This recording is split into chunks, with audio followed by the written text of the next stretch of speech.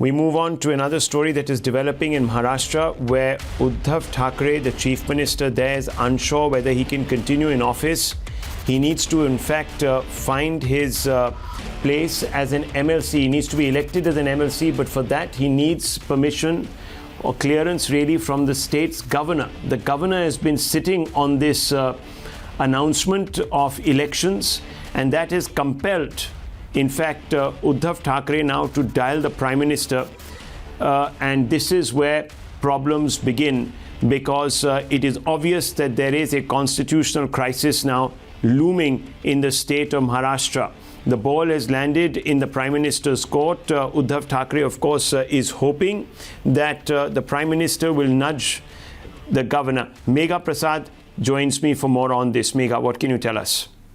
Rahul, this is the information that has just been shared with us, and this is that Uddhav Thackeray has dialed the Prime Minister and has spoken to him about his nomination.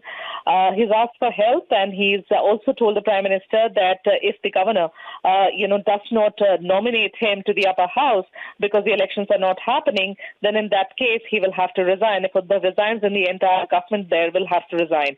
So the Prime Minister has assured him that he's going to look into the matter. He'll get more details and then get back to him. Now, the point here, Rahul, important is that the governor, with whom the request to the cabinet of Maharashtra is lying, that is to nominate Uddhav Thackeray from the quota, from governor's side, because the elections are not happening, that particular decision the governor is unable to take because it seems that there are some legal hurdles, and he has sought legal opinion.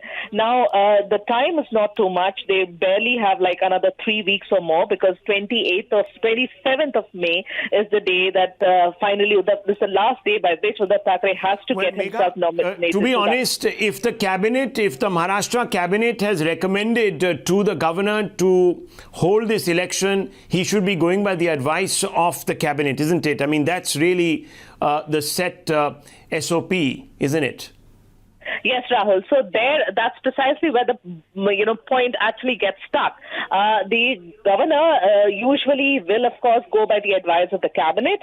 But what, as per the legal opinion that apparently he's got, and again, these are things that are still floating, and we don't actually know exactly what the opinion that the governor has been given at this minute is, because we haven't heard officially from him. But what we know is that apparently this particular aspect doesn't fall in the purview of the cabinet. It's not for the cabinet to advise the governor on this. It is the governor's prerogative, because this is about the nomination of a person from the side of the governor to the upper house, and this is what we are being told. Okay. Now, well, we have the to governor wait. already in controversy in the state of Maharashtra just a few months ago, viewers. In fact, last year, he found himself in the embarrassing position of having to right the wrong decision he apparently took, and the Supreme Court came down heavily, in fact, setting the procedure in stone and reiterating the fact that the governor perhaps exceeded his brief. So there is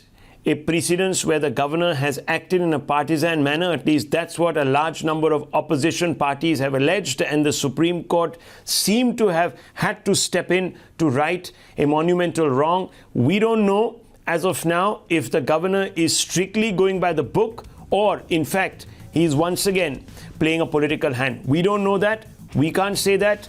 This story will of course get bigger now that Uddhav Thackeray has reached out to the Prime Minister himself. We'll be following this up.